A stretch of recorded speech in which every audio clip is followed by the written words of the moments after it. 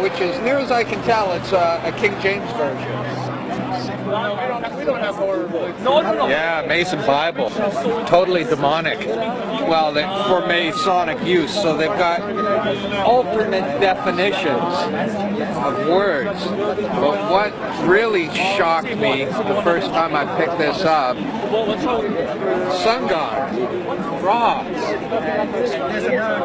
Amen, the Father of God, the Creator, published in the Freemason Bible, which as near as I can tell, it's a King James version. People like Jordan Maxwell and the woman who made Ring of Power, they try and mix up language and they say, oh, well, when you say Amen at the end of a prayer, you're really, this is who you're saying your prayer to, Amen Ra. Well, that's a lie. No, Amen is Hebrew for so be it, or it is so. So be it, or something. I think like it's that. so be it. It's Hebrew. Talk to anyone who's Hebrew and say, what does Amen mean? And they'll say, well, it is so. And that's the truth. That's why we say Amen at the end of a prayer, because it's Hebrew for so be it. I think it's so be it. But these liars are trying to convince everyone that you're praying to Amen Ra, the sun god. That's the mystery religions. They mix in all these lies and pagan sun worshipping, trying to corrupt and pervert everything. So even the Christian halo comes from these. Yeah, I know, yeah. The halo never appeared. Never in the Bible says anything about anything like that. Until the 4th century, yeah. And so we've got all this Babylonian crap mixed in here. And there's an obelisk. Well, that was Osiris's penis. That's Worship for fertility. phallic worship. Yeah, and the Washington Monument, it's an Egyptian obelisk. There's one at the middle of St. Peter's Square in the Vatican. There's another one in the middle of the city of London. These Egyptian obelisks, what are they doing all over the planet? The Oval Office is actually a female genitalia. Yeah. And the steeple is actually penetrating it. If you look Well, at it from a certain angle, it's a steeple penetrating the Oval Office, which is a female. You just need to watch Christian J. Pinto's are about the history and blah, blah, blah. But then you flip to the back, and there's all this Egyptian, Babylonian account of the building of the walls and temples of Babylon. I think it's interesting that Saddam Hussein actually believed that he was Nebuchadnezzar. He thought he was a reincarnation of Nebuchadnezzar. There's even a statue in Iraq that says that. See how he's bigger than all the others? It's because he's the god, and they're the people who are worshipping the giant Nephilim gods from back in the day. These are given to initiated when they're reborn. Okay. Now this belonged to Brother Edward Black. Was initiated November 10th, 36. He passed and then was raised.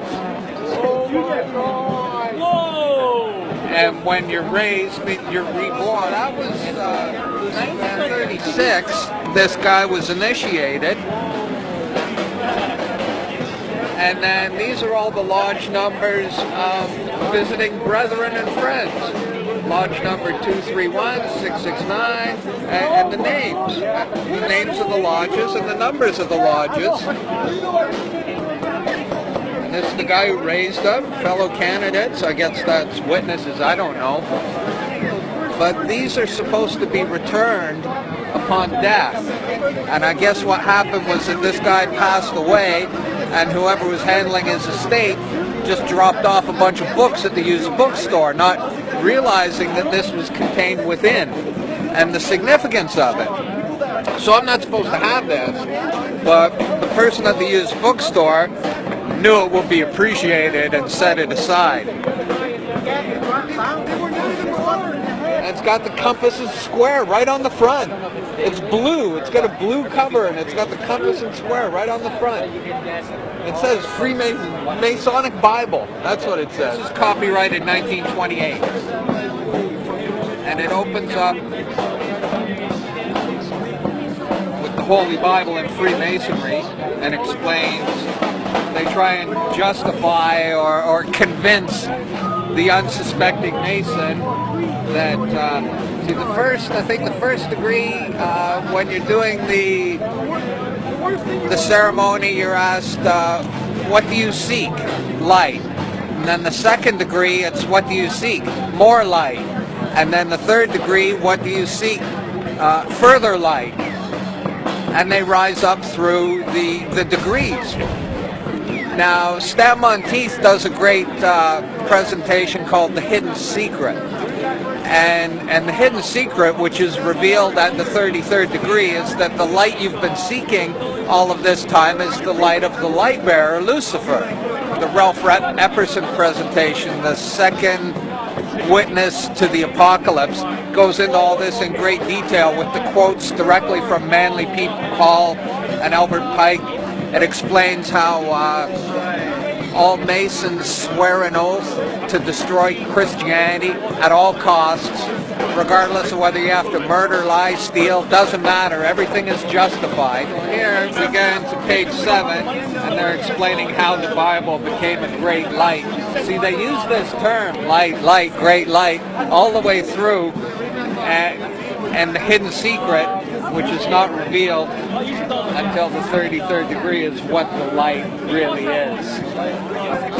Yeah. So we get into the story of the English Bible, and there's all this stuff prefacing the actual beginning of the Bible. King Solomon's Temple. It's all very startling. I'm trying to be careful because it's a Masonic Bible. Okay, the construction of the temple, they're getting into Solomon's Temple. Masonic ritual. Okay, we're on page 31. And then we get page 33. The Holy Bible starts on page 33. Could that be a coincidence? What's the significance of 33? The Holy Bible starts on the 33rd page of the Masonic Bible. Pretty demonic, isn't it? And I haven't gone through it in great detail. It appears to be a King James version. But then you flip to the back, and there's all this Egyptian, Babylonian symbols and how it relates to the content of the book. And seals, hieroglyphs that are taken off seals. And I'm looking at this and I'm going, this Babylonian shit has nothing to do with this book.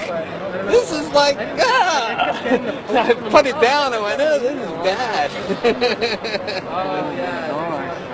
Yeah.